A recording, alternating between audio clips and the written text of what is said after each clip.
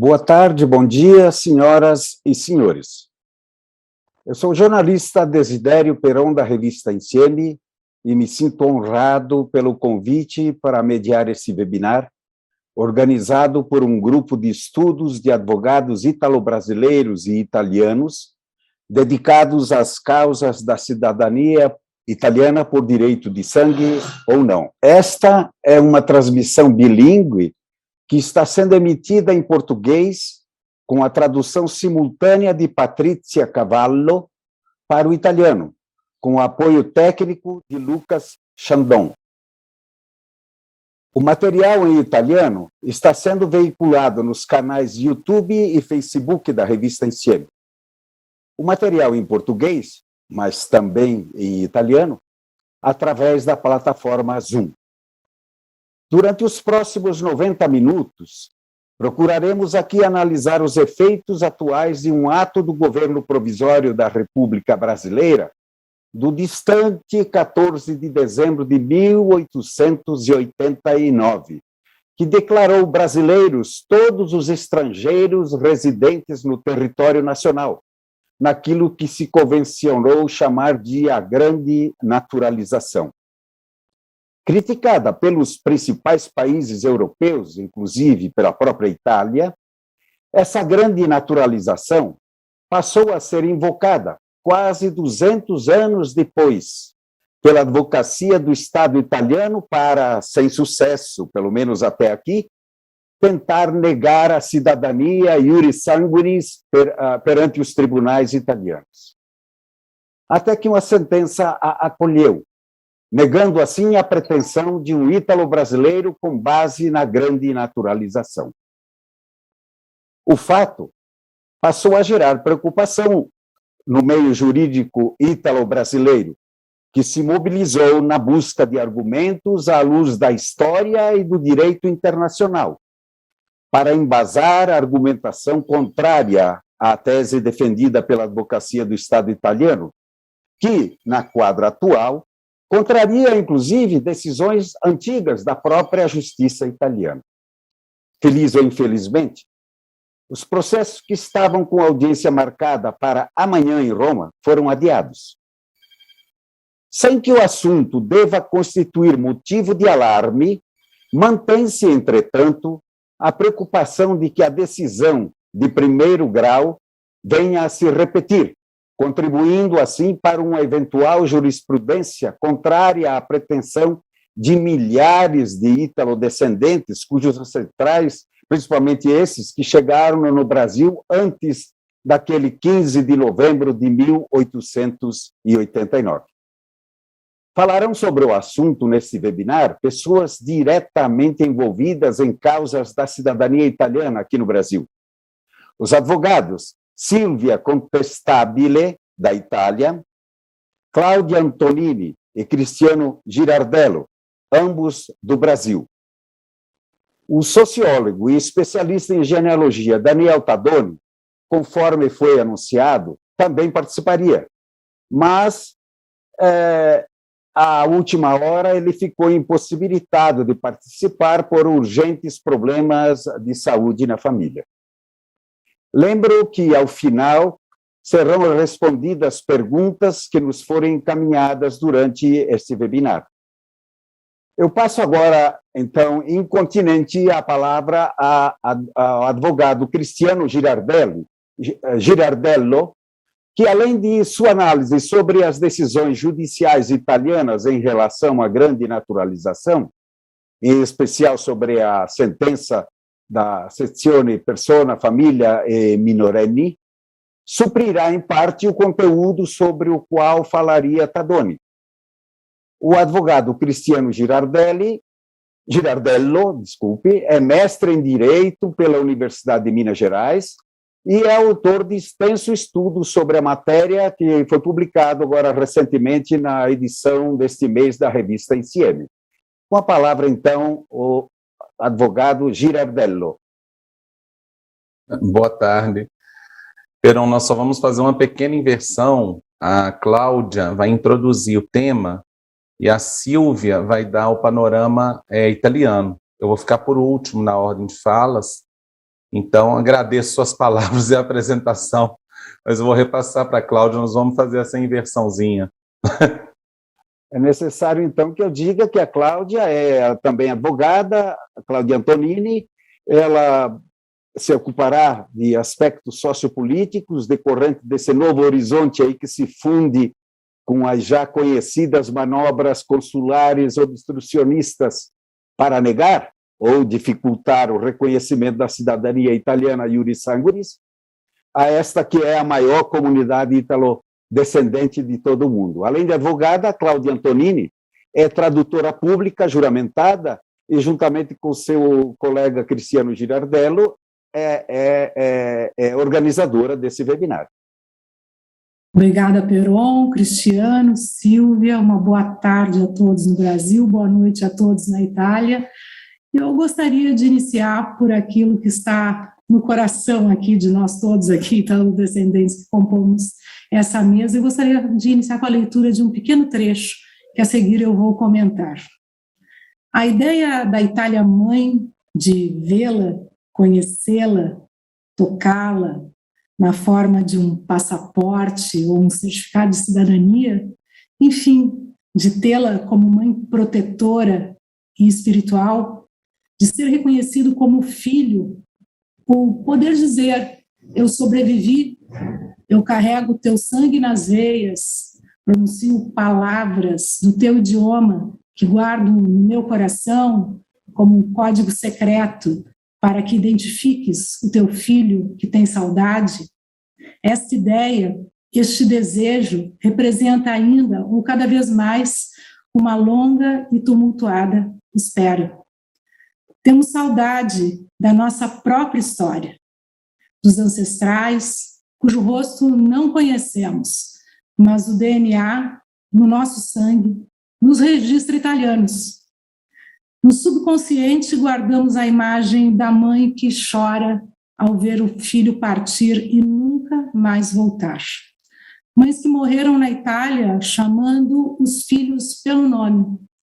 A elas restou o consolo de saber que, pelo menos, um nome eles trouxeram, já que a maioria deles era de analfabetos. A ideia de retornar ao país de origem ou de ser reconhecido como cidadão italiano permanece como um sonho que representa o resgate das perdas, dos sofrimentos e do afastamento brutal da pátria mãe. Nós parecemos árvores podadas. Na memória falta um pedaço. Herdamos um vazio nostálgico, um misto de dor e curiosidade. Herdamos a missão de resgatar a memória de uma história que não foi escrita e nem reconhecida, mas que para nós foi dita e por isso nos é sagrada. Hoje, entretanto, o descendente, quando procura o reconhecimento da sua cidadania, encontra dificuldades e barreiras maiores do que o oceano, que trouxe seus ancestrais até aqui. Buttarsi al mare per vivere o morire. Essa foi a alternativa dos nossos antepassados. Este, senhores, é um trecho de um texto da professora Neiva Zanata, que eu quis compartilhar com vocês, porque eu acredito realmente que traduza muito bem o sentimento de uma boa parte da nossa coletividade quando busca por seus direitos. Eu sei que os meus colegas que aqui estão, os italo-brasileiros, eu tenho certeza que o Peron e o Cristiano sentem um pouco seu esse texto quando eu leio. Tenho certeza que você aí, que é italo-brasileiro como eu, sente um pouco seu esse texto, porque é esse o calvário que nós fazemos, né? Quando buscamos saber quem somos, quando tentamos ter acesso aos serviços, isso é um processo longo, poderia falar horas, vou tentar não falar horas, senão matamos a nossa intérprete hoje aqui, mas eu quero sensibilizar quem trabalha, quem busca e quem vai decidir a nossa sorte nessa busca. Como a Neiva relata, esse sentimento de abandono e esquecimento, ele persiste, né? Pois nós seguimos sendo obstaculizados, seja pelos insuficientes serviços aí administrativos prestados pelos consulados, pois eles são dimensionados aquém da demanda, apesar da generosa taxa de 300 euros per capita para o exame dos pedidos, 300 euros para cada pessoa que apresenta o seu pedido.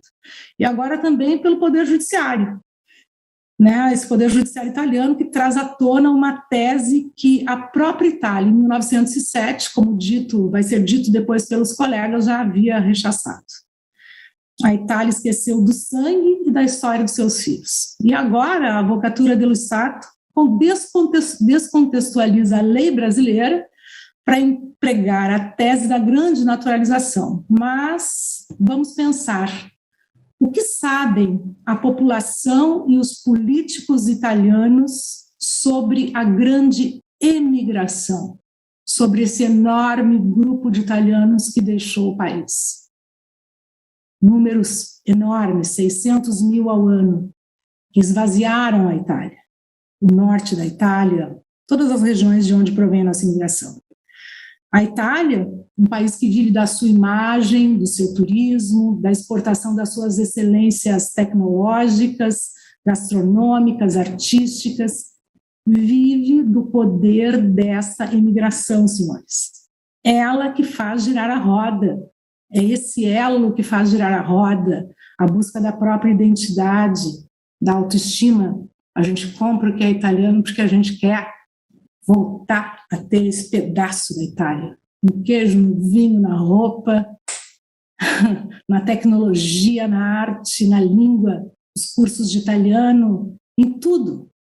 Como dizia antes a professora Neiva, a grande maioria busca o direito de saber que tem origem, que ficou plantada na Itália, uma raiz que pertence a nós, e que a gente nem pretende trabalhar ou estudar na Itália, como alguns dizem, roubar o espaço dos jovens italianos, que ela deseja voltar no tempo, é curar as feridas abertas, é consolar o pranto das mães, quer mesmo é contar a própria história, a sua história aos seus descendentes. Eu fiz essa introdução e quero contar isso na qualidade realmente de ítalo-descendente. Nós aqui sabemos que a busca do reconhecimento da cidadania é um sentimento. Quando nós falamos de cidadania, nós estamos no nosso lugar de fala.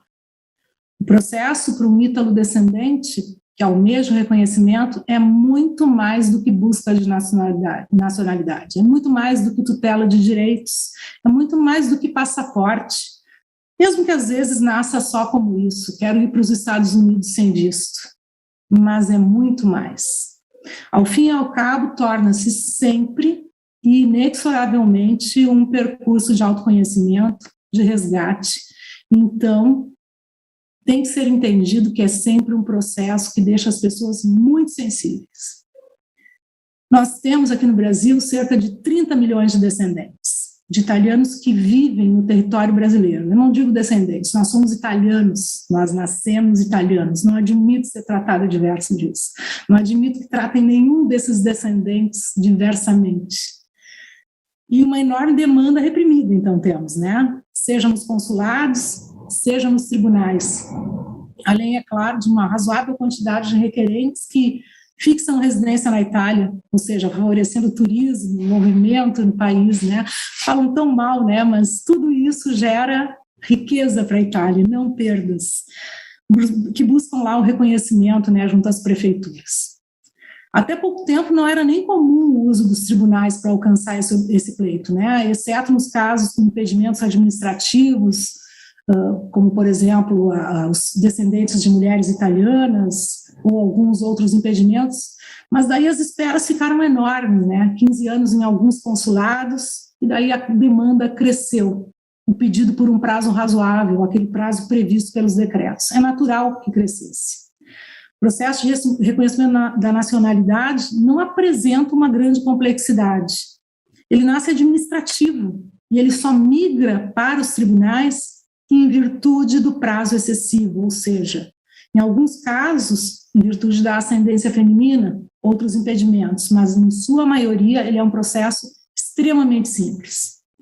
Agora ele começa a ganhar um pouco de complexidade pelos obstáculos que estão sendo postos no caminho. né, esses recursos, né, estes apelos, por exemplo. Mas isso não é novidade para a nossa coletividade. O obstrucionismo, né, é um velho conhecido aqui nosso. O emprego distorcido da legislação e os abusos são nossos velhos conhecidos. Eu lembro aqui uma matéria de 2012 da própria revista Insieme, né, já tínhamos denunciado o atendimento administrativo e sugerido mudanças possíveis. Saibam que nós nunca pretendemos nenhuma mudança legislativa. Nós já nascemos italianos, a lei se cabia muito bem, estava ótima. O que nós precisávamos era do respeito. Respeito à legislação da Itália. Nós queríamos que a lei do nosso país fosse respeitada. E ainda precisamos que a lei do nosso país seja respeitada. Precisamos da tutela para que a nossa lei do nosso país seja respeitada. Precisamos obter o cumprimento dos prazos preconizados. Precisamos abolir entrevistas desnecessárias nos consulados para que vejam documentos, são processos de leitura de documentos. Eu não preciso sentar à frente de uma pessoa que vai ler 30 folhas, né? O processo administrativo é isso. Para nada servem essas entrevistas que ocupam os funcionários.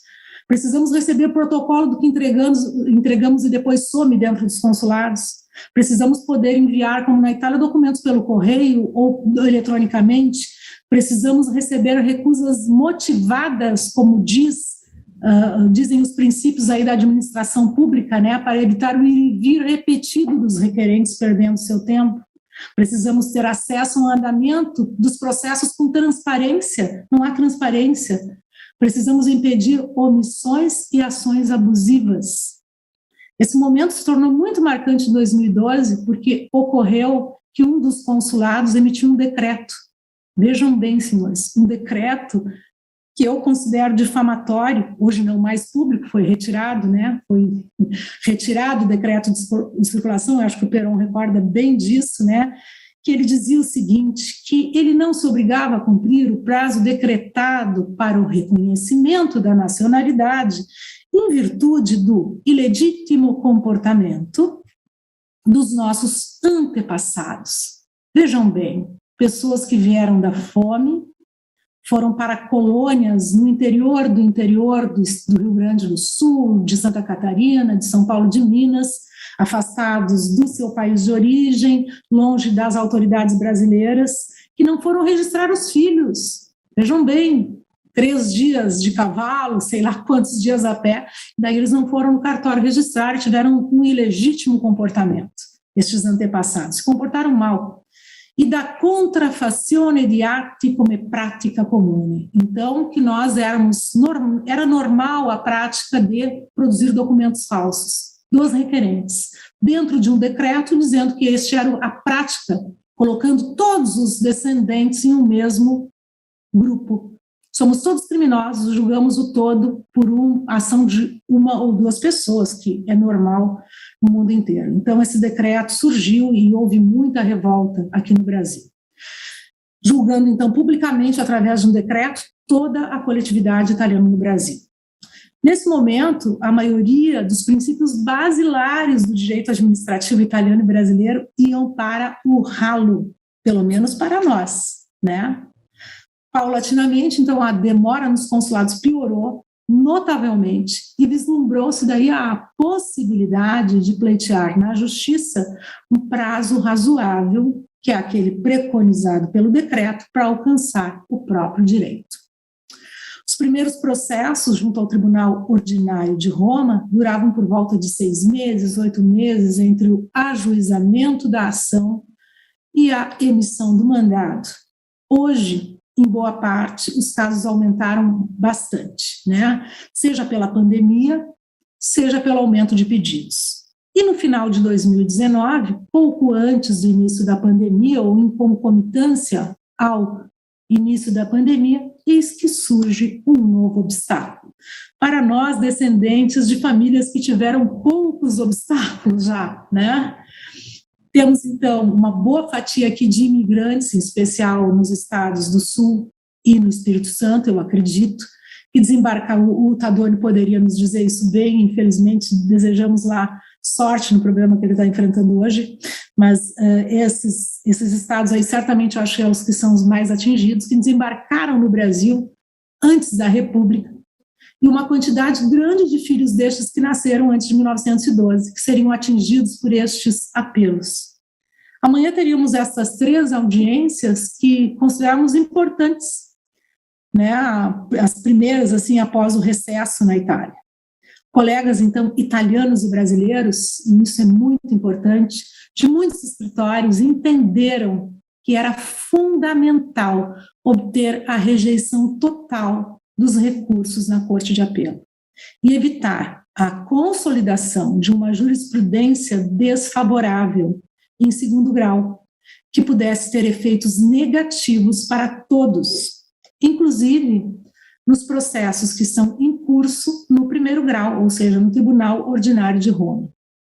Então aconteceu algo que eu considero muito bonito e que eu espero que siga, que continue, que seja o ensejo de uma grande colaboração, porque é disso que é feita a beleza do trabalho. Formou-se um grupo de apoio e colaboração e todos os colegas que quisessem apoiar poderiam colaborar, né, com materiais, com informações, com ideias. E quando o percurso de um requerente, né, de um assistido, de um tutelado, envolve a sua passagem, a passagem de sua família por mais países, os atos que vão ser apresentados no processo, eles são formados nesse percurso. E se faz necessário o conhecimento não somente da legislação italiana, mas também do país em que se formaram os atos, no qual também viveram essas famílias.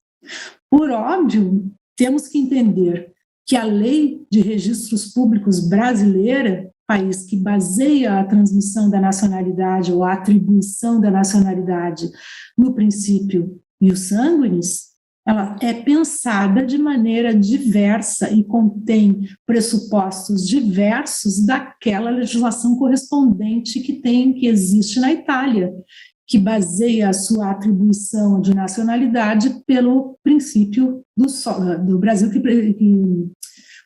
fiz ao contrário, né, gente? Vamos voltar. A lei brasileira pelo princípio do solo e a lei italiana pelo princípio do sangue, exatamente ao contrário. Mas então, os princípios sendo diversos, as legislações de registro também têm pressupostos diversos, necessidades diversas. No Brasil, eu tenho que provar que nasci no solo brasileiro. Na Itália, eu tenho que provar que descendo de um cidadão italiano. Então, as legislações são diversas, não basta conhecer uma para que a outra não tenha que ser também usada e conhecida, e para isso é muito importante a colaboração internacional, né? Há temas transversais também, de grande relevância, de grande importância, de grande repercussão, e eu diria que podemos citar como exemplo, e falando com colegas, né, a adoção, as adoções internacionais. Por exemplo, no Brasil nós temos institutos que não existem na Itália. Quem já lidou com isso nos consulados, nós temos o exemplo da adoção à brasileira, que é completamente diverso dos institutos que existem na Itália. Temos os casos de direito de família, temos tantos casos que podem ser tratados em conjunto. O nosso intuito aqui com este grupo é exatamente aquele de promover a união, de promover a colaboração, de fazer entender que a nossa coletividade é imensa, é grande, é enorme, são 30 milhões de pessoas que têm que ter seus direitos preservados, seus direitos tutelados, que já nasceram italianas, que precisam que nós façamos isso por elas, porque realmente é algo muito bonito o percurso que nós podemos fazer. E eu espero que este trabalho que nós vamos fazer de construir estes temas, de trazê-los à tona, de fazer em conjunto, cada um colocando a sua contribuição, cada um trazendo aquilo que pode dar aqui na Itália, em grupos com as duas colaborações, ou um trabalho lá e outro aqui, que nós possamos trocar, difundir e trazer benefícios para ambos, para nós, advogados, e para os nossos clientes, que são aqueles que, ao fim e ao cabo, em quem nós temos que pensar. Colegas, muito obrigada, estou muito feliz de estar aqui com vocês. Peron. Obrigado, Cláudia. Você conseguiu emocionar o pessoal no início com aquele texto belíssimo. Agora nós vamos ouvir a advogada italiana Silvia Contestabile. Ela vai falar sobre o processo civil na Itália e sobre, principalmente, estratégias para conter processualmente decisões baseadas na ressuscitada tese da grande naturalização. Contestabile é advogada cassacionista, isto é, com habilitação à sustentação presencial diante da mais alta corte da justiça ordinária italiana. Sua fala em italiano será posteriormente traduzida ao português para ser inserida, então, nos vídeos que permanecerão na internet. Com a palavra, a doutora Silvia. Boa tarde a todos, estou muito contente de estar aqui com vocês e participar a esta webinar para dar minha contribuição diretamente da Itália e de Roma. Eu gostaria, antes de mais nada, de agradecer Cláudia por ter introduzido tão bem o argumento desta noite da grande naturalização. E queria trazer o discurso, na parte que me toca, sobre um aspecto mais técnico para explicar o que nós, advogados aqui na Itália, especialmente aqui em Roma, fazemos. Nós tutelamos o direito das pessoas, um direito que foi violado, que não foi obtido. Então, os cidadãos ítalo-brasileiros que, em primeira instância, pedem para obter a cidadania italiana no consulado, se encontram ali um primeiro obstáculo, que é a longuíssima fila que encontram nos escritórios dos consulados. Para obter o direito deles de cidadãos, devem esperar 5, 6, 10 anos, e isso não é possível.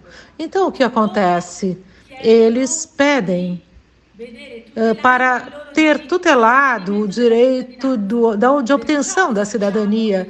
Por isso, fazemos o pedido junto ao Tribunal de Roma, por esse motivo, porque o direito deve ser tutelado, e nós, advogados, é isso que nós fazemos, nós tutelamos os direitos dos cidadãos, das pessoas. Por esse motivo, os ítalo-brasileiros vêm a nós para tentar ter tutelado o direito, e nós apresentamos o pedido junto ao Tribunal de Roma para o pedido da cidadania, que tutela o direito de tê-la em tempo breve, com toda a documentação.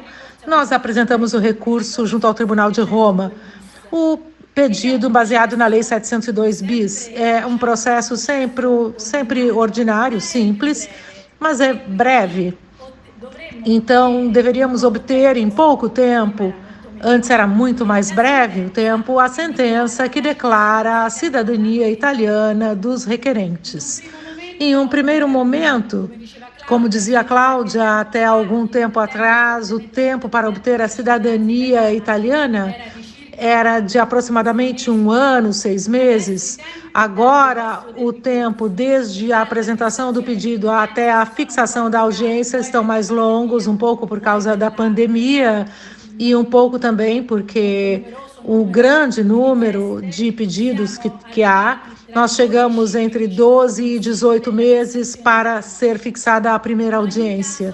Em todos os casos, porém, o Tribunal de Roma é compacto e a orientação jurisprudencial não teve nenhum tipo de problema, e os juízes romanos do tribunal, na presença de toda a documentação que prova a ascendência iuris sanguinis, permitem sempre, de acordo com os nossos, acolhem sempre os nossos pedidos e nos tem trazido sentenças favoráveis. No nosso escritório, até agora, nós nunca tivemos uma sentença, uma rejeição a nossas perguntas, aos nossos pedidos, porque são bem articuladas e temos os documentos probatórios verdadeiros, corretos e bem organizados.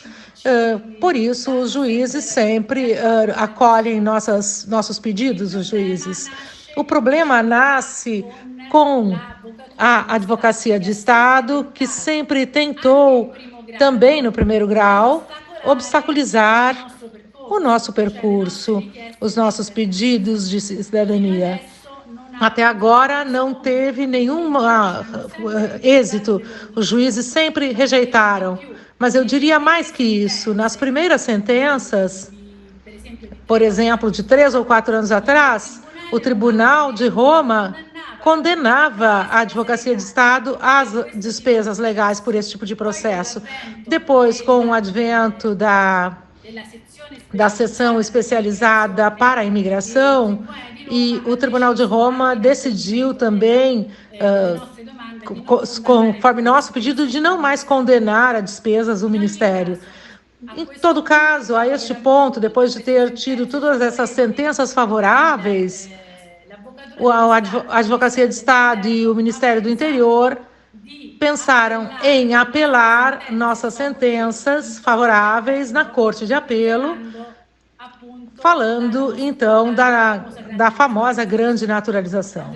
A grande naturalização que, de 1889, que, segundo a Advocacia de Estado, teria naturalizado tacidamente todos os cidadãos italianos. Sabemos que isso não é juridicamente verdade e nem historicamente verdadeira, porque seja o governo brasileiro, mas também os outros governos estrangeiros, o italiano, alemão e francês, fizeram grandes críticas ao governo brasileiro. O governo brasileiro, ele, em pouquíssimos meses, colocou em ordem esta decisão, essa legislação, e foram outros 3 decretos após, que claramente fazem ver que o cidadão italiano devia prestar uma expressa vontade, demonstrar uma expressa vontade de se tornar cidadão brasileiro para perder a cidadania italiana. Efetivamente, esta situação não ocorreu porque quando nós depositamos os nossos documentos no tribunal, o que nós colocamos nestes documentos? Colocamos o assim chamado a certidão negativa de naturalização. O governo brasileiro oferece essa certificação que nos atesta a inexistência de vontade do italiano de se tornar brasileiro. Este é o ponto fundamental das nossas defesas, porque não é possível para o Estado da legislação brasileira e italiana far com que um cidadão perca tacitamente a sua cidadania italiana. Isto é um ponto fundamental. Nós infelizmente, tivemos 2 sentenças da Corte de Apelo que acolheram a tese da Advocacia de Estado e do Ministério do Interior. Mas a sentença é uma sentença viciada, em tantos pontos errada, porque não faz uma análise especial da legislação brasileira, que no tempo, nós vamos ver imediatamente, poucos meses após, colocou em ordem essa situação. A sentença é viciada. Os instrumentos jurídicos nós temos para combater esta situação. De fato, temos no nosso escritório, somos 30, mais ou menos, as sentenças que foram apeladas. Na realidade, é um pequeno número em relação às sentenças que nós tivemos positivas e que não receberam apelo. Mas é um modo para a advocacia de verificar a possibilidade de fazer mudar a orientação jurisprudencial da Corte de Apelo. e está tentando, de todas as formas, como Cláudia já disse, existem, de vez em quando, situações recorrentes e existem ataques à cidadania ítalo-brasileira. Isso acontece. Neste caso também nós temos, de novo, a advocacia encontrou acolhimento na Corte de Apelo. Podemos dizer, porém, que a Corte de Apelo existem várias sessões, várias varas. Essa vara que acolheu o recurso da Advocacia de Estado é uma sessão específica que se chama sessão família. Nós não entendemos o motivo pelo qual o recurso da advocacia foi parar nessa sessão. Na realidade, existe a primeira sessão da Corte de Apelo, onde temos todos os outros processos, que é formada por outros juízes que provavelmente terão, segundo o nosso parecer, um maior escrúpulo na análise da nossa tese e analisar a legislação brasileira e a legislação italiana. E então temos confiança que, em base a nossas afirmações jurídicas, a Corte de Apelo possa rejeitar o recurso do Ministério do Interno. Porque nós repetimos, não existem em nível jurídico bases para este apelo. A sentença é totalmente errada. Os colegas que tiveram a sentença de acolhimento por parte da Advocacia do Estado estão preparando o recurso para o terceiro grau, para a Cassazione, e tem muitos pontos para ter outras bases sobre as quais combater. O que é muito interessante e que nós formamos grupos de trabalho de juristas que estão trabalhando para tocar ponto a ponto essa sentença da Corte de Apelo e tentar contrastar a Advocacia de Estado. Bem, no que se refere aos tempos das sentenças, infelizmente, nós temos uma Corte de Apelo que é, infelizmente, muito lotada de processos, tem poucos juízes, é um tribunal também, um tribunal muito importante e tem praticamente tantas causas que devem responder. Então, os tempos ali, neste caso, na Corte, são de aproximadamente 1 ano e meio entre o apelo, a notificação do apelo e a sentença da Corte de Apelo. E, de fato, agora foram somente 2 sentenças até agora da Corte de Apelo dessa sessão de família. Nós esperamos obter uma primeira sentença dos nossos recursos para o final de 2021, no máximo janeiro de 2022. E estamos preparando claramente todas as nossas memórias, os nossos escritos para tentar desmantelar a orientação daquilo que diz a Advocacia de Estado. Esta é a situação técnica atual dos recursos na Corte de Apelo e da Corte de Apelo de Roma. No que se refere à cassação, terão que ser depositadas até o final de outubro os recursos para a Cassazione, mas é um momento, nós não sabemos quando ainda poderão fixar as datas. Bene, grazie, doutoressa. Eu passo a palavra ao advogado Cristiano Girardello, que já apresentei inicialmente, mas repito aqui que, além de sua análise sobre as decisões judiciais italianas em relação ao argumento da grande naturalização, e em especial a essa sentença que a doutoressa acabou de se referir, da sezione persona, família e minorenni, ele suprirá também, em parte, aquele conteúdo que aguardávamos de parte do Daniel Tadoni. Lembramos de novo, Girardello é mestre em Direito pela Universidade de Minas Gerais e foi autor de um extenso estudo sobre o tema que publicamos na última edição da revista Insieme. Girardello, com você a palavra. Boa tarde a todos.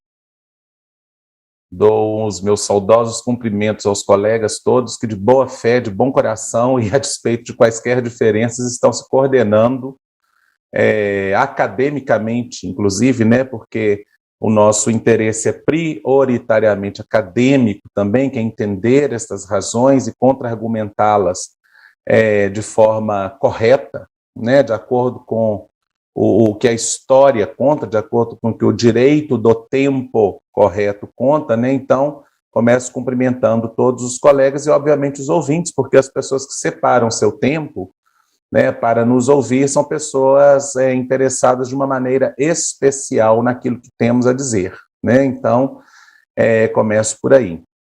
A nossa pretensão nesse momento, ela não é esgotamento do tema, porque nós, como dito por ambas as anteriores palestrantes, as ilustres anteriores palestrantes, nós estamos estudando agora, num nível internacional, inclusive, cooperação binacional, estamos estudando a situação para fazer frente das formas que forem possíveis, né, à tese da Avvocatura dello Stato e as razões dessas duas infelizes decisões da Sezione Famiglia, né, buscando na prima sezione, né, civile, né, da Corte d'Appello, uma decisão favorável, obviamente, que vá reafirmar todas as, talvez milhares, vocês podem me corrigir, mas milhares de decisões do Tribunale Ordinário, né, da 18ª Sezione, que são favoráveis ao pleito dos ítalo-descendentes, né.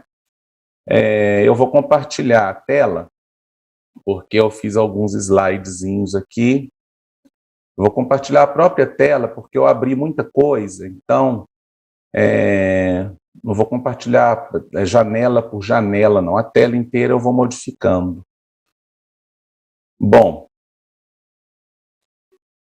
o que acontece? Existem, tanto na estrutura argumentativa da Avvocatura dello Stato, quanto na ratio decidendi, que são as razões de decidir da Sezione Famiglia, né, persone, família, minorenne, equívocos históricos jurídicos importantes. E nessa minha fala, eu vou tentar, de forma sucinta e mais clara possível, falar sobre a estrutura argumentativa destas apelações da Avvocatura dello Stato, que, diga-se, são, embora inúmeras, têm a mesma estrutura, porque costumam ser cópias realmente, né, conforme os colegas italianos nos informam.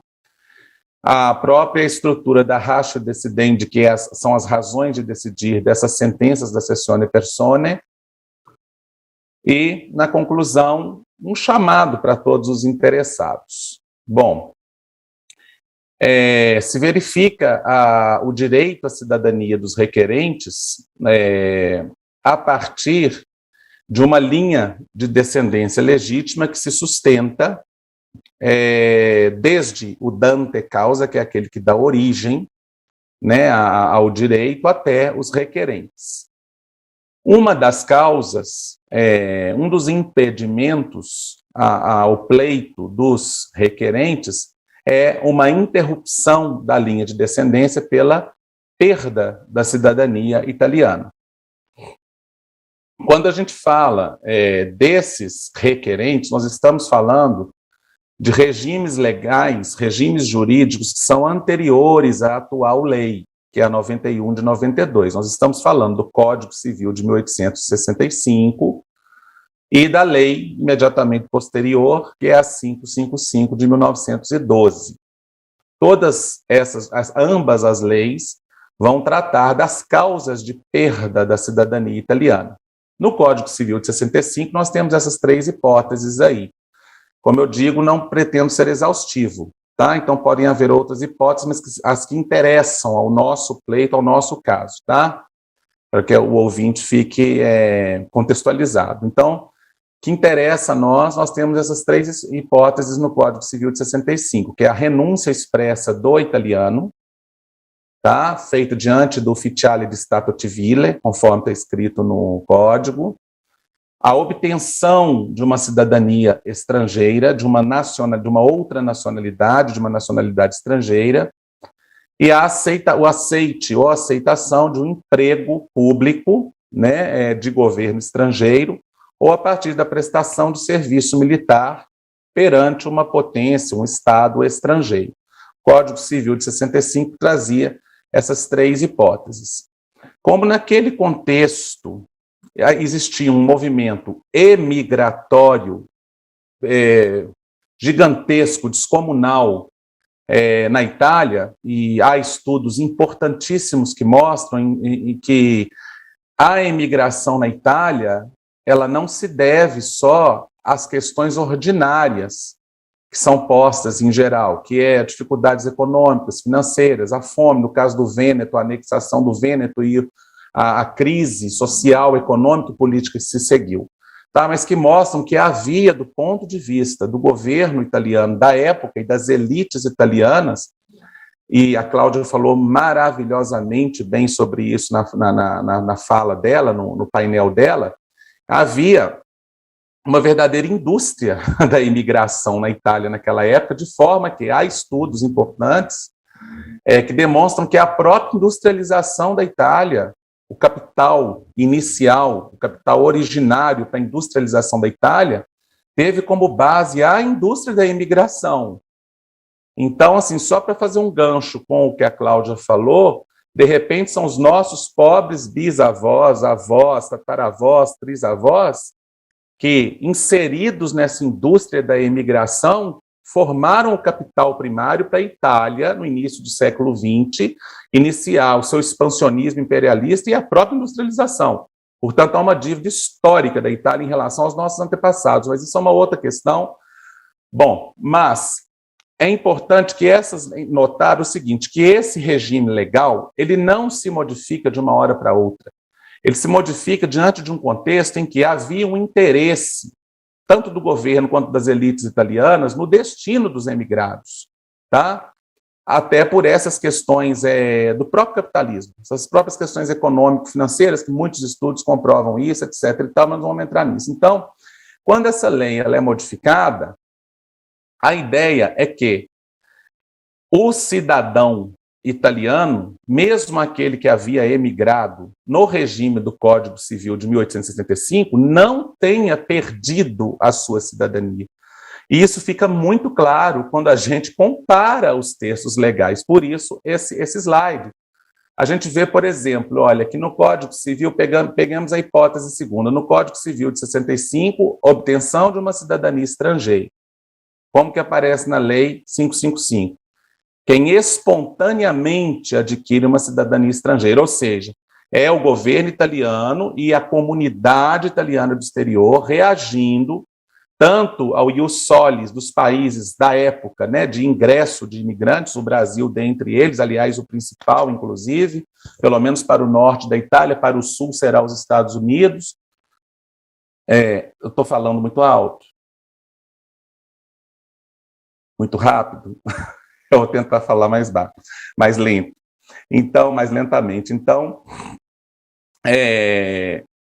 essa reação ela é importante. Vejamos, por exemplo, que no Código Civil de 1865, a aceitação de um emprego público ou a prestação de serviço militar configuraria, em tese, uma hipótese automática de perda.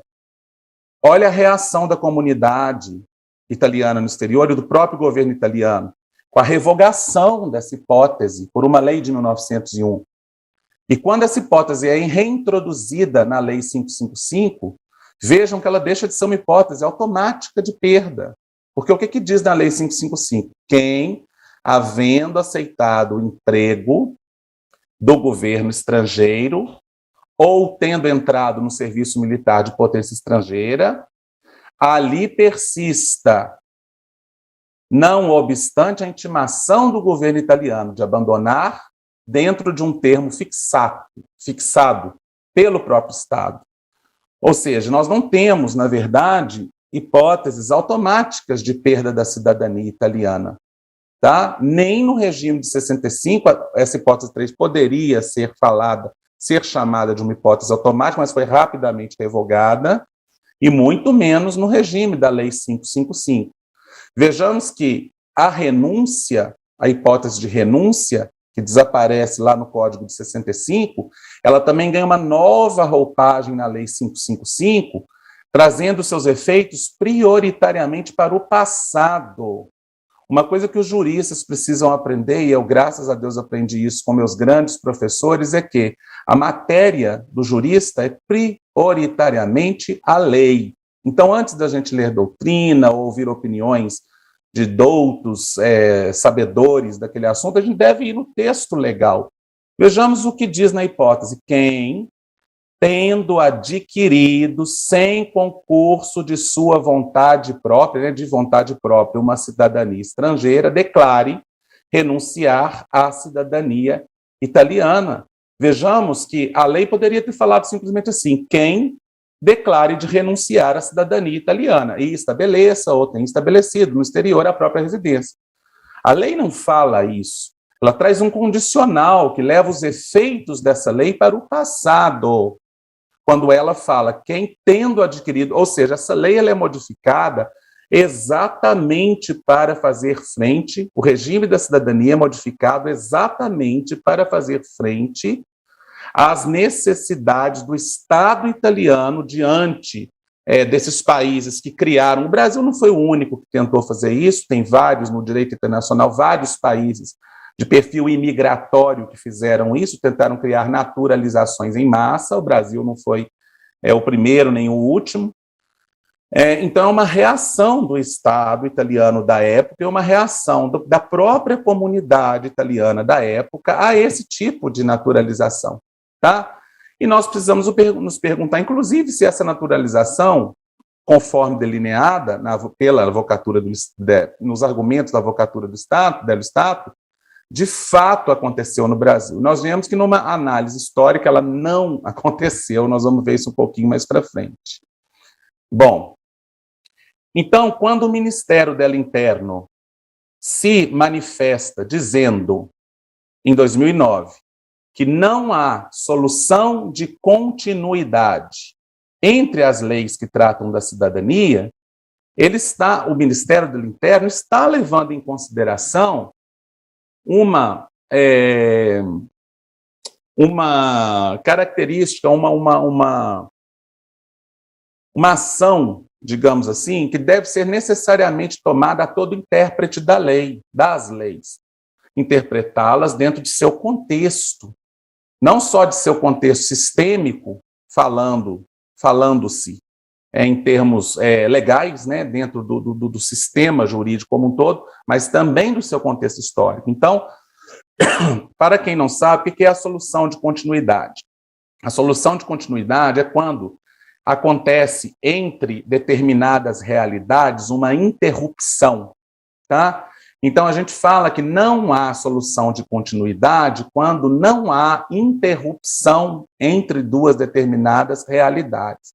Então, o próprio Ministério dela Interno, tá, em 2009, numa manifestação, diante de uma consulta, diz que não há solução de continuidade entre as leis da cidadania. Isso tem um efeito prático no direito, que é o seguinte: nesses casos, não se aplica o tempus regit actum, ou seja, você, para os benefícios legais, você, jurista, precisa estender os benefícios da lei a todos os sujeitos, independente do tempo em que aquela determinada lei esteve ou passou a ser vigente. Tá? Isso significa não ter solução de continuidade. Então, quando a Lei 555 vem,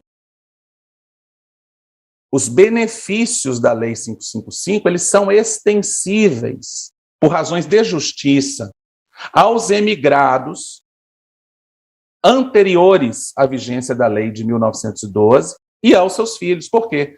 Porque eles são os sujeitos dessa lei. A Lei 555 ela é feita para esses sujeitos, ela não é feita para os sujeitos futuros, para os emigrados futuros. Ela é feita para esses sujeitos que lutaram arduamente e com a concordância do Estado italiano, né, para que mantivessem a sua cidadania e preservassem a cidadania dos seus descendentes, tá? Então não tem solução de continuidade.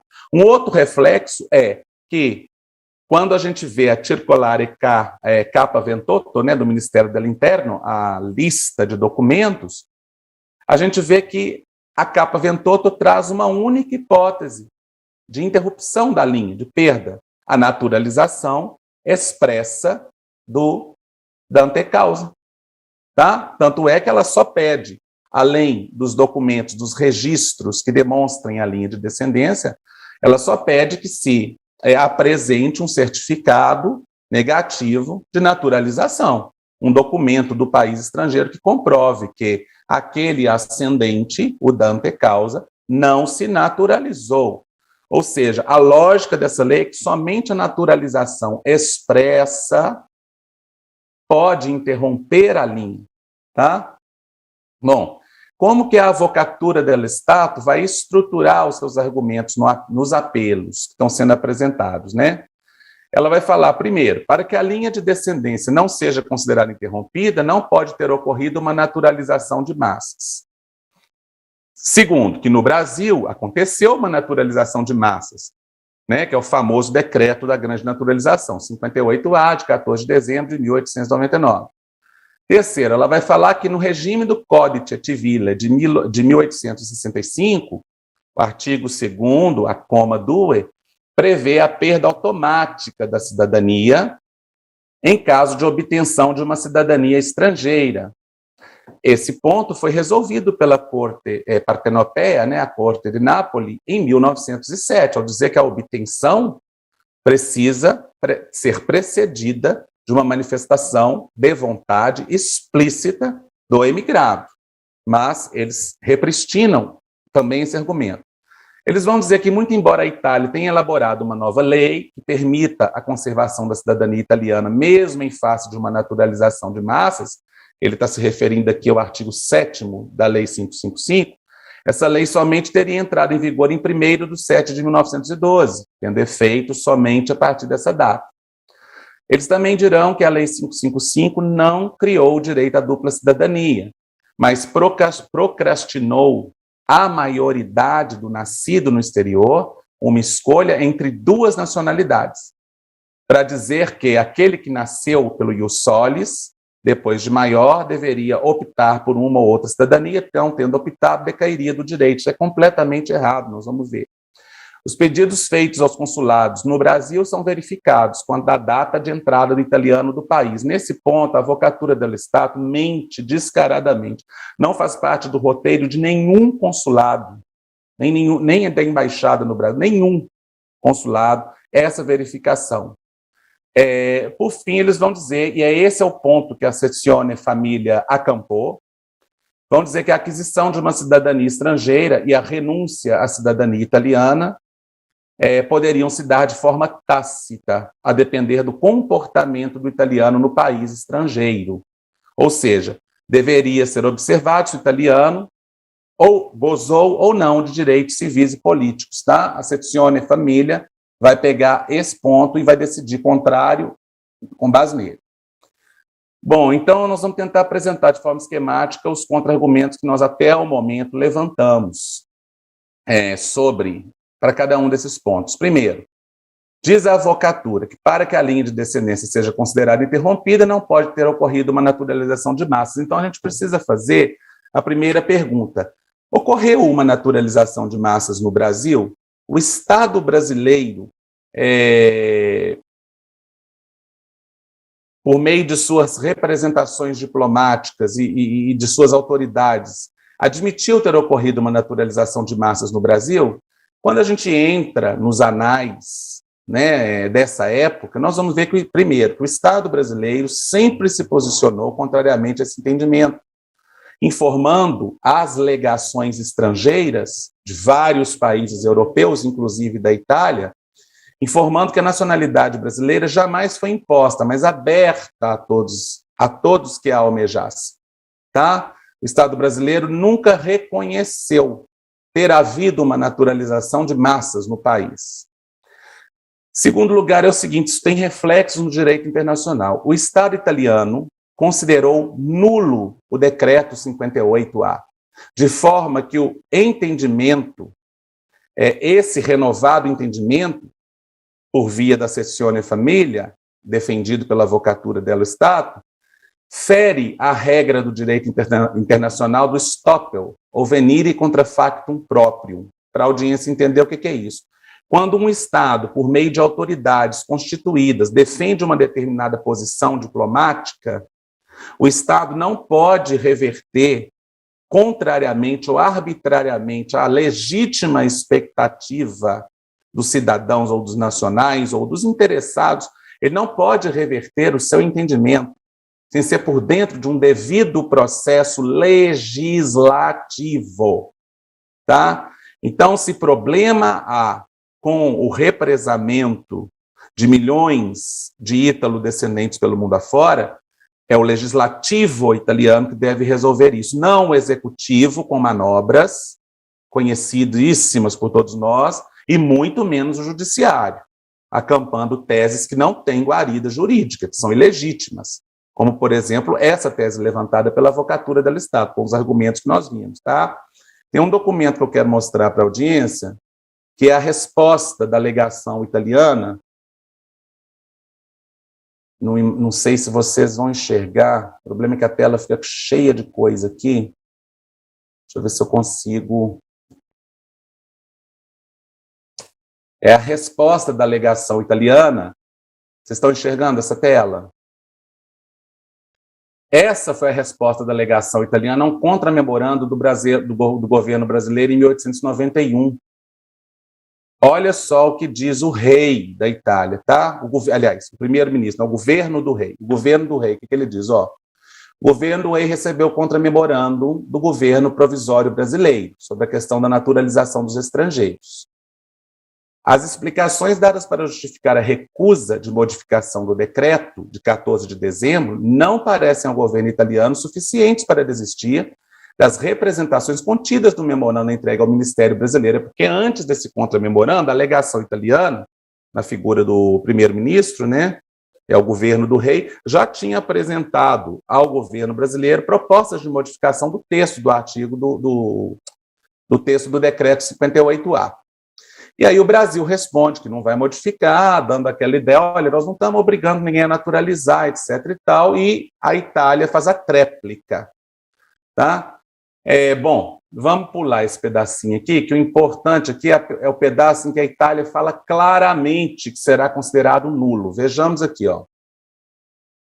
Mas, para o final, isso aí tá os slides vão ser disponibilizados, esse linkzinho está aí para quem quiser ler. Quiser traduzir, apresentar em juízo também. Vejamos aqui no final. Então, o governo italiano propõe suas razões. Vejam o último parágrafo que diz o governo italiano. O governo italiano, conquanto agradeça ao governo provisório do Brasil as facilidades que serviu-se para propor a execução das disposições decretadas, deve, todavia, renovar o seu precedente protesto, com a mesma reserva de considerar o decreto de 14 de dezembro de 89 como nulo e não existente, se as modificações solicitadas não forem concedidas. Então, o governo italiano não pode fazer com os ítalo-descendentes mais essa. O próprio governo disse lá atrás, então, o meu bisavô, a minha bisavó, os bisavós de todos os 30 milhões ou avós, acreditaram no governo italiano lá nos idos 1890, quando o governo italiano falou assim, é nulo, para nós é nulo. Então, vocês, ítalo-descendentes, não precisam se preocupar, não. Na Itália, isso é nulo. Então, o stoppel, que é esse, ou o venire contra factum próprio, que é uma regra de direito internacional, impede que o Estado, que tenha se manifestado com base numa representação legítima, aqui é o próprio governo falando, impede que arbitrariamente ou para denegar de forma ilegítima direitos, mude a sua orientação, que não seja pelo devido processo legislativo. Está aí a prova, tá? Isso aí está nos anais, e o governo italiano deve, obviamente, que é originado, inclusive, da Itália, o documento, tem acesso ao documento, né? Bom, voltando na nossa apresentação aqui, de slides. Bom, então, continuando. Uma outra questão de direito internacional envolvida é o seguinte, atos considerados internacionalmente lícitos não produzem efeitos. Isso é uma outra regra de direito internacional. A naturalização de massas, ela não era na época e continua não sendo hoje compatível com o direito internacional, de forma que atos prevendo formas compulsórias e massificadas de naturalização sempre foram rejeitadas. Tá? Então não pode a Itália agora repristinar uma legislação que ela mesma declarou nula há quase 150 anos atrás, contrariamente ao direito internacional, às regras máximas do direito internacional, dizer, não, agora nós aceitamos, agora é válida. Não, não é válida, porque a naturalização de massas não é compatível com o direito internacional. Tá? A aplicação do decreto 58A pela jurisdição italiana causa interferência ilegítima na vida privada e familiar dos descendentes e contraria um artigo da Convenção Europeia de Direitos Humanos, da qual a Itália é signatária, tá? E um entendimento já sedimentado na Corte Europeia de Direitos Humanos de que uma negativa arbitrária de nacionalidade ao indivíduo constitui uma interferência arbitrária na vida privada e familiar desse indivíduo. Imaginem só, vamos colocar isso em miúdos, imaginem só famílias cujos alguns ramos já reconheceram a sua cidadania, já são cidadãos reconhecidos, e outros ainda estão em processo.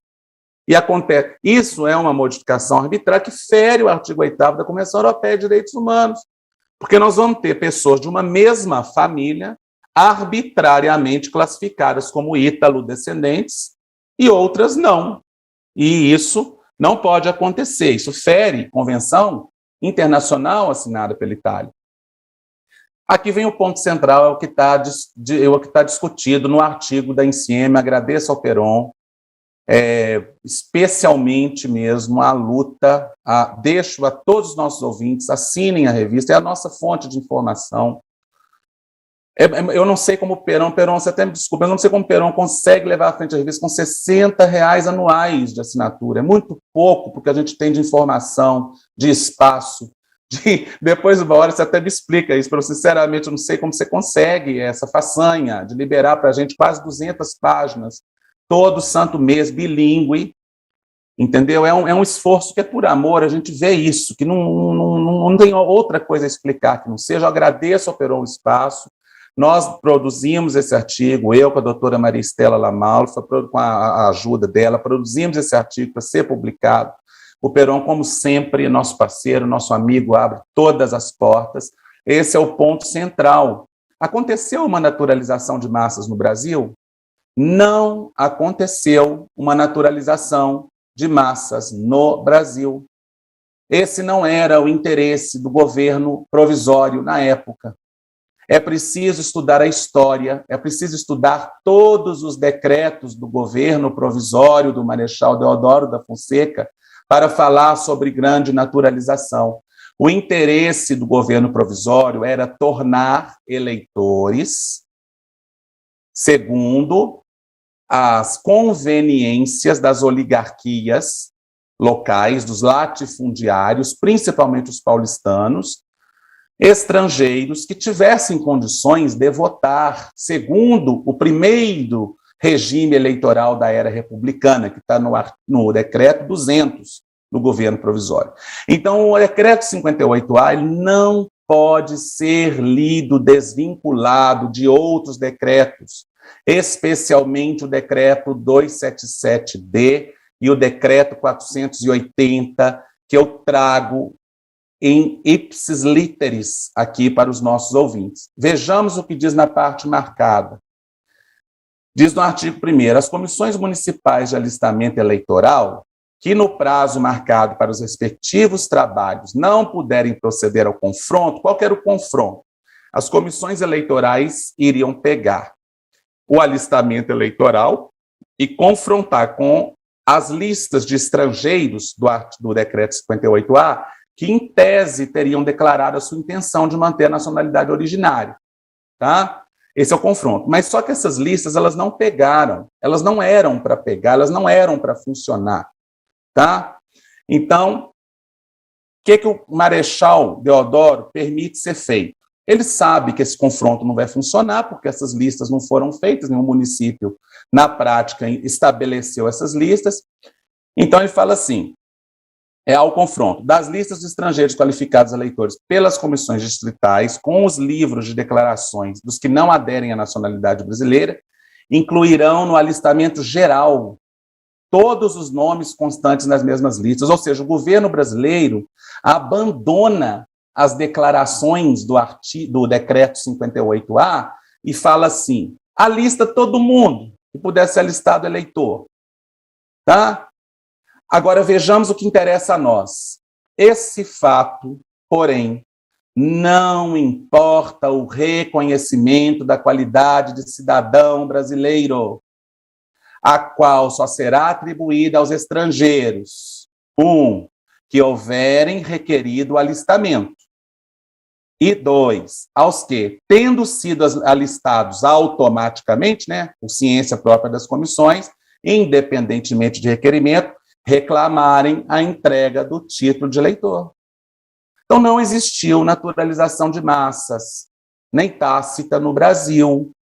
Tá? Por quê? Porque os estrangeiros, para serem considerados cidadãos brasileiros, precisavam requerer o alistamento eleitoral ou título de eleitor. Tanto é assim que, mesmo após o regime constitucional de 1891, nos primeiros decretos já da era constitucional republicana, o 902 de 1904 e o 6948 de 1908, faz prova da naturalização dos estrangeiros tacitamente naturalizados o título de eleitor, tá? Então, sempre houve necessidade de um requerimento por parte do estrangeiro. A avocatura del Stato mente quando fala e quando sustenta somente o decreto 58A, tá? Quando sustenta que do silêncio do estrangeiro no Brasil se configuraria a naturalização. Isso é uma mentira, nunca se configurou. Nos documentos históricos da época, sabem como aparece a palavra tácita ou tacitamente nos documentos brasileiros? Com aspas. Porque o próprio Brasil sabia que aquela palavra tácita, tacitamente, não era verdadeira. Isso não é uma naturalização tácita.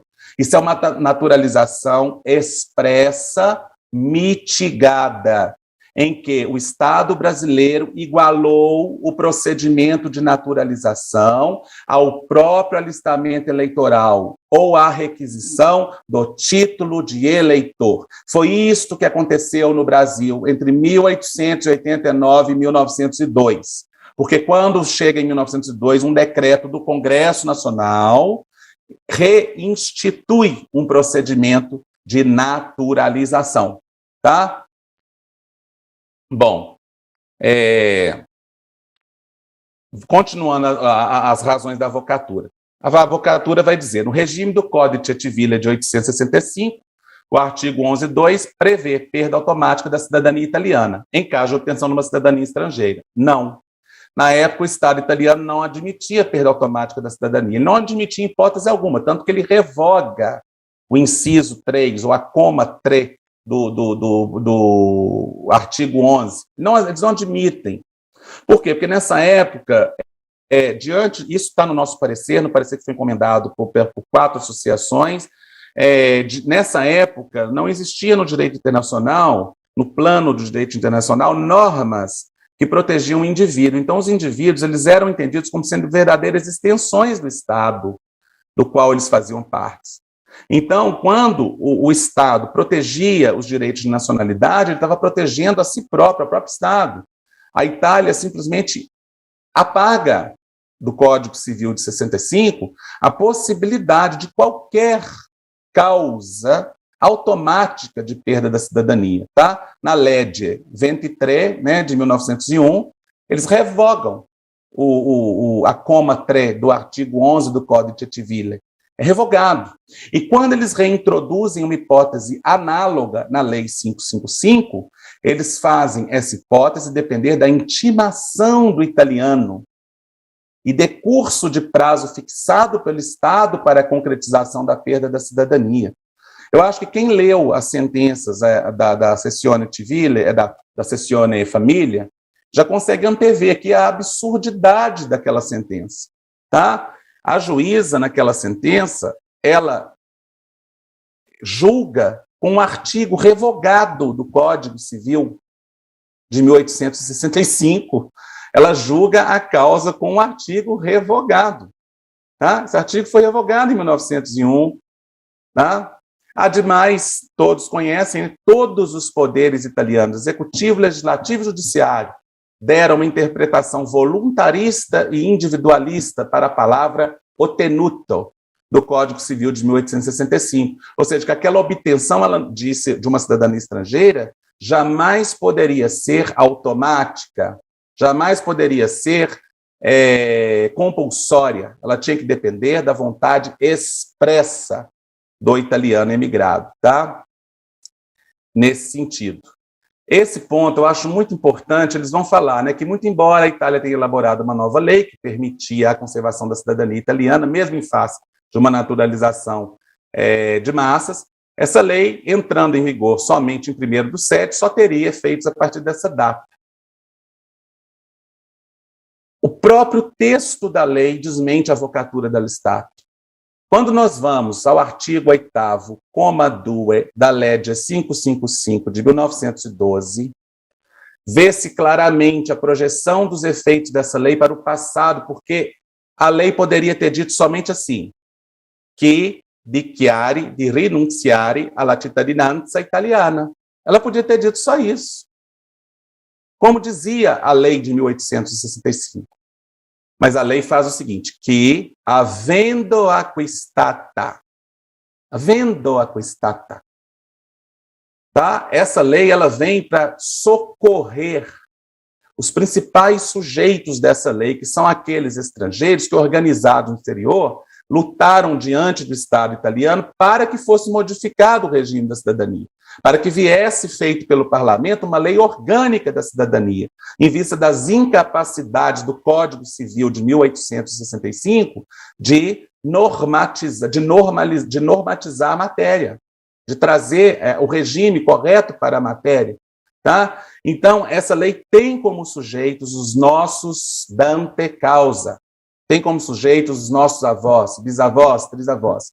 Elas não têm como sujeitos somente aqueles emigrados ou nascidos a partir de 1º/7 de 1912, como já reconheceu o Ministério do Interno ao dizer que não há solução de continuidade entre o Código Civil de 65 e a Lei 555 de 1912. Tá? Bom, eles argumentam que a Lei 555 não haveria criado o direito à dupla cidadania, mas procrastinada a maioridade do nascido no exterior a escolha entre duas nacionalidades. Nesse ponto, a avocatura dello Stato, ela se aproveita de uma confusão entre as hipóteses que a lei traz para poder confundir também os julgadores. Porque o que acontece? Naquela época, vigia o princípio iure communicationis, que fazia com que a família fosse considerada uma unidade, de forma que os direitos de nacionalidade do chefe de família, capo família, seriam transmissíveis, se comunicariam com seus dependentes, mulher e filhos. Tá? Então, quando o artigo 7º da Lei 555 vem, a previsão feita nele com relação à manutenção da cidadania por aqueles nascidos no exterior, né, em que houvesse ius solis, é o caso do Brasil, ela vem em socorro, não desses, não. Ela vem em socorro daqueles que tivessem nascido em países que não tivessem o ius solis, ou que os pais tivessem se naturalizado de forma expressa nos países estrangeiros. Então, a previsão feita no artigo 7º da Lei 555 foi lida de forma invertida pela avocatura. Os filhos de um italiano tornados estrangeiros pelo ius solis tinham, após a faculdade, de renunciar, de forma expressa, após a maioridade, à cidadania italiana. Eles não tinham que renunciar à cidadania estrangeira para se manterem italianos, como a avocatura faz crer. Tá? Não é assim. Mantendo somente a cidadania estrangeira. Não seria necessário que escolhessem entre a cidadania estrangeira ou a italiana, uma vez que, conforme a Lei 555, conservariam a cidadania italiana independentemente do ius solis. Tá? Novamente, vale lembrar, mais uma vez, a inexistência de solução de continuidade entre as leis. devendo ser totalmente desconsiderado o princípio do tempus regit actum, com relação ao benefício legal, cujos efeitos alcançam, até por razões pragmáticas, todos os filhos de italianos nascidos no exterior. Todos os filhos de italianos nascidos no exterior. Vamos falar, por exemplo, de uma razão pragmática para isso. Suponhamos que a gente considerasse a naturalização tácita, né, ou a renúncia tácita à cidadania uma possibilidade, conforme considerou a Sezione Família. Eu perguntaria aos ouvintes, seria possível definir em que momento, pelo iure comunicationis, se tornou estrangeiro ou perdeu a cidadania italiana a mulher e os filhos desse dante causa? Não seria possível definir. Esse é um erro gravíssimo que existe na sentença, por exemplo, na sentença que eu tive acesso, em que a juíza ela acampa a tese a relatora acampa a tese da Avvocatura dello Stato, desconsidera totalmente e desconsidera totalmente essa questão temporal em relação ao filho do italiano. Mas se ele perdeu tacitamente a cidadania, ele perdeu em que momento? Ou seja, em que momento esse filho? Porque ele poderia ter perdido depois da maioridade do filho, por exemplo. O filho, pelo iure comunicationis, não perderia. E a juíza não determina isso, a relatora, né, da Sezione. Bom, esse argumento eu acho que ele nem merece muito tempo, porque aqui a Avvocatura dello Stato, ela mente mesmo abertamente, uma mentira aberta. Eles falam que os pedidos feitos aos consulados e à embaixada no Brasil são verificados quanto à data de entrada do italiano no país. Isso é uma mentira. Tá? Basta ler os roteiros dos consulados e da própria embaixada. Não existe essa verificação. Tá? Nunca existiu e nunca existiu. Não existe e nunca existiu. Tá? A Avvocatura dello Stato, infelizmente, mente aqui. E coisa engraçada, que num livro de um conhecido autor italiano sobre cidadania, stato civile, se diz a mesma coisa, tá? E não é verdade, tá? Um livro que eu tenho até estudado nele, mas com olhos críticos. Bom, a aquisição de uma cidadania estrangeira e esse foi o argumento que a relatoria lá da Sezione Persone, Famiglia e Minorenne pegou, tá? A aquisição de uma cidadania estrangeira e a renúncia à cidadania italiana poderiam se dar de forma tácita, a depender do comportamento do italiano no país estrangeiro, se haveria ou não gozado de direitos civis e políticos. E aí nós temos que reprisar algumas questões, que primeiro, o artigo 11 do Código Civil de 1865 somente previa formas expressas de renúncia ou de naturalização, coma 1, coma 2. A renúncia expressa, a naturalização expressa, na coma 2. A hipótese de perda de cidadania por exercício de cargo público ou prestação de serviço militar, que era a coma 3 do Código Civil, foi revogada pelo artigo 35 da Legge 23, de 1901, de forma que extirpou-se do direito italiano a única hipótese de perda de cidadania que poderia ser considerada automática. Quando reintroduzida uma hipótese análoga na Legge 555, que é o artigo 8,3, para que não houvesse dúvidas quanto à não automaticidade da perda, ela somente aconteceria com decurso de prazo dado pelo próprio governo, para que o emigrado abandonasse o serviço prestado junto ao governo estrangeiro, ou serviço público ou militar, não era hipótese automática.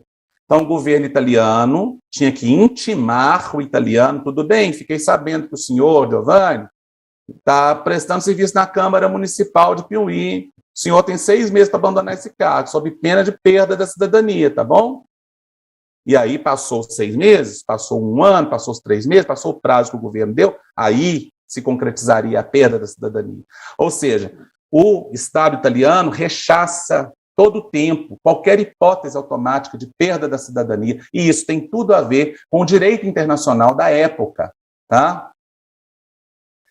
O reconhecimento de uma forma automática da perda da cidadania traria um problema insolúvel, melhor dizendo, tá? Insolúvel para a prática da cidadania.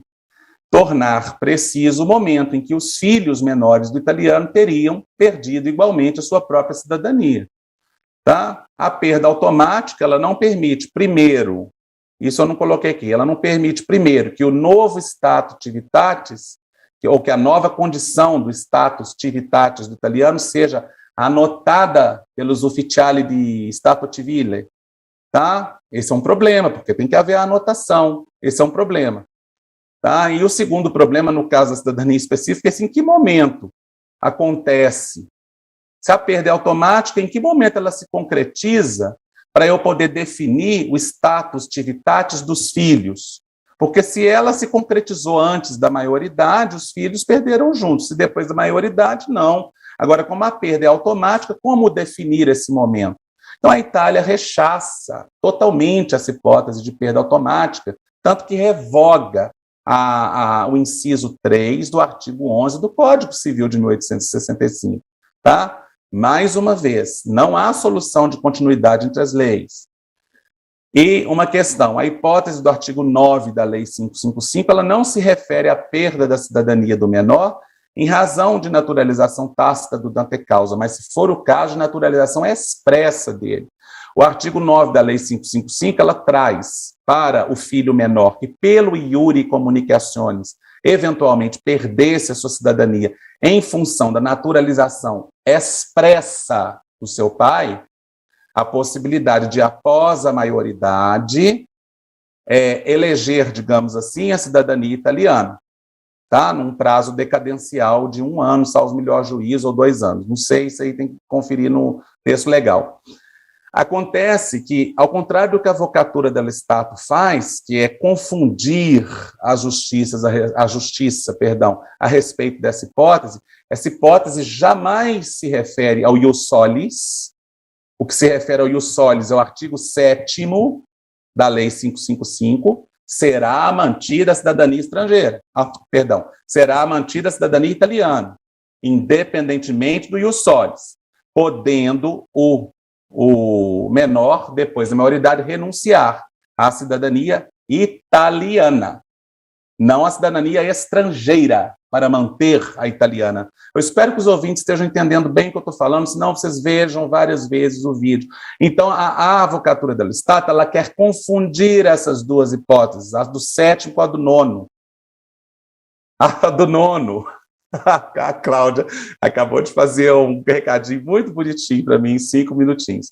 A hipótese do 9º, ela se refere a casos em que tenha havido naturalização expressa do pai, do dante causa, com filhos menores. Tendo havido isso, aí sim abre-se a hipótese do artigo 9º, que é aquele menor que perdeu a cidadania em razão da naturalização do pai, eleger a cidadania após a maioridade, tá? Para nós não se aplica o 9º, para nós se aplica o artigo 7º, tá? O caso do ius solis. Bom, esse é o penúltimo slide, sobre a sentença, tá?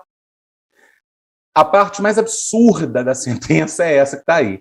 A relatora, ela faz uma equiparação, eu pus indevida para não usar as palavras que eu devia usar aqui corretas.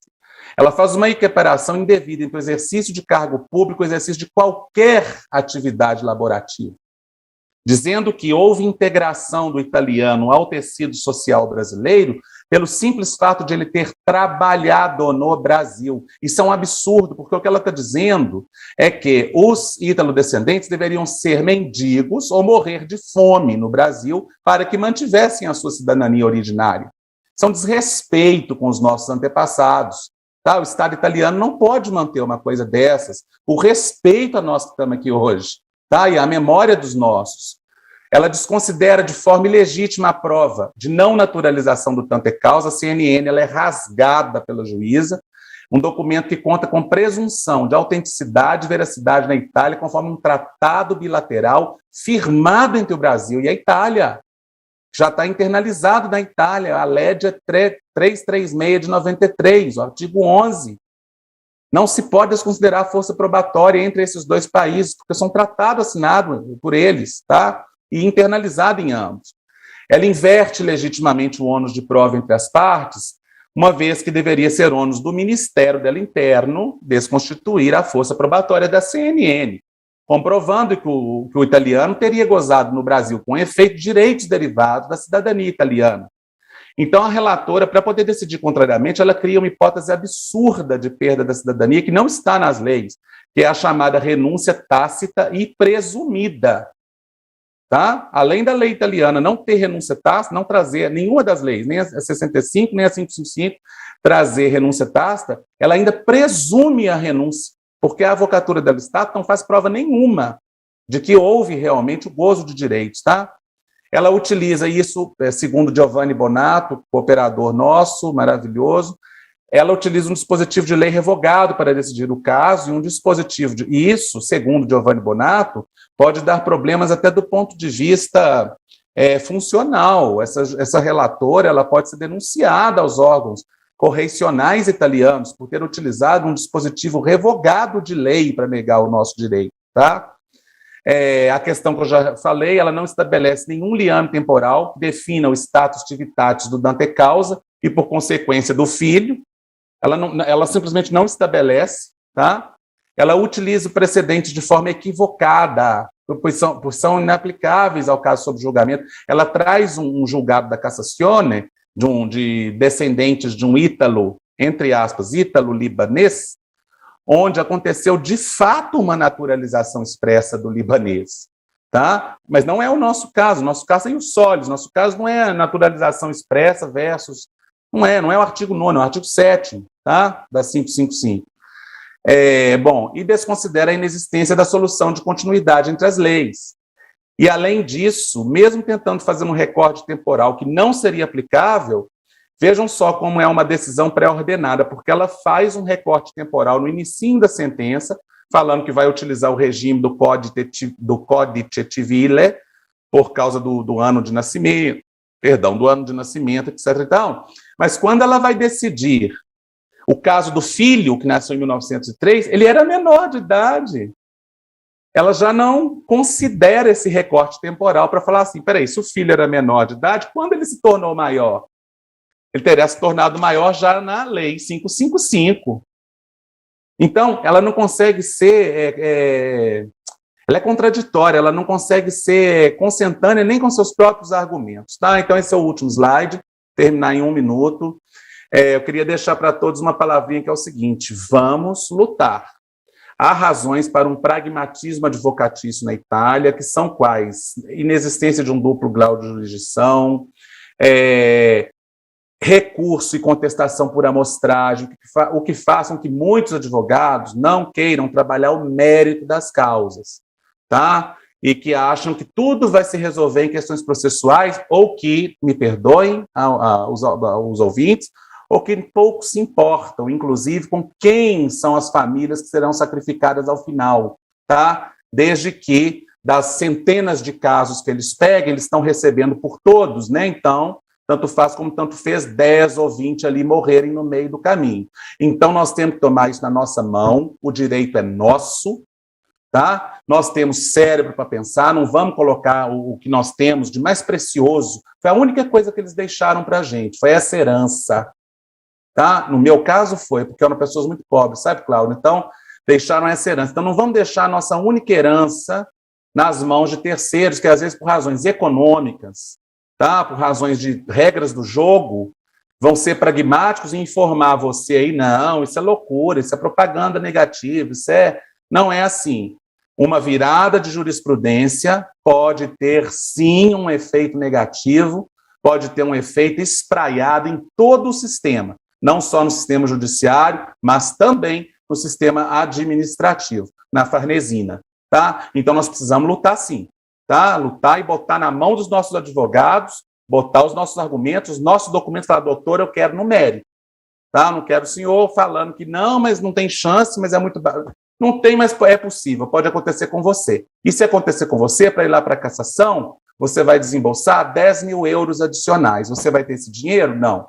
E a doutora Silvia estava comentando que, por exemplo, transitou em julgado negativamente a você, está fechada a via administrativa para você, tá? Eu queria deixar essas últimas palavras, agradecer a todos, desculpem se eu, infelizmente, estourei o tempo um pouquinho, e vamos lutar, mãos juntas, mãos unidas, agradeço a todos vocês aí. Bem, temos a concessão aí de um pequeno tempo adicional, algumas perguntas aqui, eu vou tentar resumir, talvez numa única, e vejamos daí como é que quem poderia ser escalado para a resposta. A primeira observação, são duas observações anônimas aqui. A Rosana, por exemplo, pergunta concisamente se há previsão de uma decisão erga omnes sobre a grande naturalização. Se há esta previsão, se há essa possibilidade. Um anônimo pergunta, observa o seguinte: mas e a questão do filho do italiano ter nascido antes de 1912, sendo que em 1865, pelo Código Civil, dizia que os filhos nascidos no exterior estavam sobre as regras do país de nascimento. Se o Brasil é ius soli, o filho do italiano nasceu apenas brasileiro antes de 1912, não? Bom, e a outra consideração é a seguinte, também de anônimo. Tendo em vista toda essa argumentação jurídica colocada pelo Girardello, que nos coloca a fragilidade da decisão tomada e, inclusive, da argumentação da própria advocacia do Estado.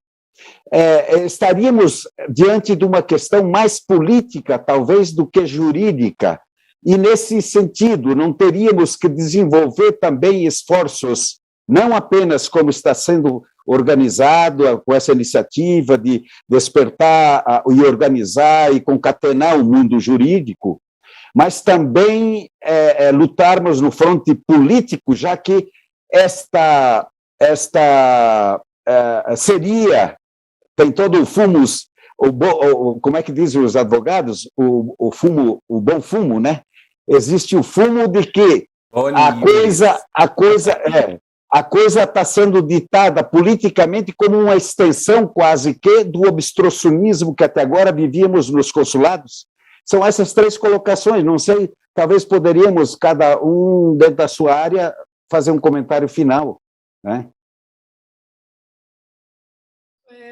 Queria responder, quem sabe, eu? Posso? Sim. Sim. Não é possível uma resposta erga omnes, cada sentença, cada processo tem a sua própria sentença. De qualquer forma, pode ter uma orientação da Corte de Apelo. Se efetivamente, como acredito, esta sentença da Corte de Apelo será favorável a nós, como disse Cristiano Girardello, a sentença e a argumentação da advocacia são completamente destituídos de fundamento jurídico, juridicamente não podem estar sustentadas, provavelmente poderá consolidar a orientação da Corte de Apelo. Então, a advocacia não poderá mais impugnar as sentenças do tribunal. Erga omnes não é possível. Esperamos que... Então, queria somente dizer isto. Tu vai ter que ir refazendo as perguntas, porque fizeste muitas ao mesmo tempo. É verdade. E, inclusive, tem mais algumas aqui, não sei se podemos esticar mais um pouco. Eu acho que vamos ter que nos restringir àquelas, porque nós temos a tradução e nós temos que ficar contidos em um certo tempo, mas nós estamos à disposição para responder depois. Por que estamos à disposição? E eu vou responder uma das perguntas já. Nós estamos fazendo e vamos continuar fazendo ações, tá? Que são políticas, são ações políticas as nossas ações. Aquelas de descortinar as fragilidades da ação da advocacia do Estado são ações políticas também. São ações, sim, que o Cristiano brilhantemente, aliás, Cristiano, parabéns, que belo trabalho fizeste, eu estou muito feliz de estar aqui te ouvindo, porque realmente nos abriste um mar de possibilidades de resposta, brilhante o teu trabalho. Giovanni Bonato, obrigado por nos apresentar. Cristiano, Silvia, de me colocar em contato com o Giovanni. Essas correntes positivas de gente generosa, de gente interessada no nosso coletivo de tutelar o direito dessa gente que tem que se criar. Isso é sensacional. Eu estou felicíssima com isso, espero que muita gente se una aos esforços comuns. E as ações, sim, entre o grupo que trabalha é maravilhosa, mas eu acho que outros setores têm que se unir. Sim, Peron, outros setores têm que se unir, têm que promover esses diálogos e temos que chegar em outras forças que atuem. Isso é sempre dessa forma. Nos consulados não tivemos muito poder, né, para agir, quem sabe em outros âmbitos, né? Girardello gostaria de falar? Eu também, eu estou com a Cláudia nisso, eu preciso reouvir as perguntas. Deu tempo de eu anotá-las. Eu sei que duas foram repodidas, a questão do erga omnes, né, a Silvia Contestabile respondeu, e agora a Cláudia Antonini, as outras frentes além. A questão primeira que eu tinha colocado, estou com o som ligado, é exatamente a questão pelo Código Civil de 1865, dizia que os filhos nascidos no exterior estavam sob as regras do país de nascimento. E se o Brasil, sendo ius soli, o filho do italiano que nasceu apenas não teria nascido apenas brasileiro antes de 1912? Acho que esse é o resumo da pergunta. A pessoa tem que citar o artigo, porque não me consta que está isso escrito no Código Civil de 1865, não. O Código Civil de 1865, ele trata da cidadania no artigo 4, falando que é cidadão italiano, filho de cidadão italiano, ponto. Aí depois ele começa a falar sobre os outros institutos, a perda, a reaquisição, a situação das mulheres, dos filhos menores, etc. A hipótese daqueles, o artigo 8º, daqueles que vivem na Itália há mais de 10 anos, blá, blá, blá, quer dizer, eu não sei ao que o ouvinte se referiu, ele tinha que indicar o artigo, né? Mas, de toda forma, a resposta seria não, seria uma leitura equivocada de algum dispositivo, entendeu? Seria uma leitura equivocada, porque o princípio que rege a cidadania italiana desde sempre é o iuris sanguinis, igual todo mundo sabe, cidadão italiano é o filho de cidadão italiano. Lembrando que filiação não é um vínculo biológico, é um vínculo jurídico, tá? Pode ser biológico, na maior parte das vezes mas é um vínculo jurídico, porque a adoção, por exemplo, né, traz alguém como filho sem ser biologicamente filho, e outras hipóteses, né, também. Mas, não, mesmo que a pessoa tenha lido algo desse tipo lá, deveria indicar o artigo, mas a resposta é não. Tá? A cidadania, por questão de soberania do Estado concedente da cidadania, se aplica à lei do país concedente. Então, são cidadãos italianos os filhos de cidadãos italianos. Tá? Mesmo antes da possibilidade de acúmulo de cidadanias, né, são ainda cidadãos. Está no artigo 7º da Lei 555, que vai dizer que conservam a cidadania italiana os filhos de cidadãos italianos nascidos em países de ius solis, e que após a maioridade, se quisessem manter só a estrangeira, poderiam renunciar à italiana. A Avvocatura dello Stato vai inverter esse sentido, para confundir o juiz. Tá? E vai falar o seguinte, olha, é possível escolher depois dos 18, tá? Se não escolheu é porque não quis, renunciou. Isso é uma mentira, porque não é esse o regime legal, tá? Que está na 555, e muito menos no Código Civil de 1865. Ok, doutor Girardello, muito obrigado. Eu estou sendo buzinado aqui, de fato, nós já estouramos o tempo. Então, agradecendo os palestrantes e todos os que nos acompanharam e nos acompanham e nos acompanharem futuramente, porque nesse webinar informamos que esse conteúdo, seja em português que em italiano, ficará disponível nos canais do YouTube e Facebook da Revista Insieme. E, em nome dos organizadores, nós reafirmamos que o nosso propósito aqui e foi, e será sempre, a contribuição para o esclarecimento de questão relevante para milhões de cidadãos e integrantes da maior comunidade do mundo, itálica do mundo, né, que contribuíram e que ainda contribuem para a formação desse nosso imenso Brasil. Boa tarde, obrigado.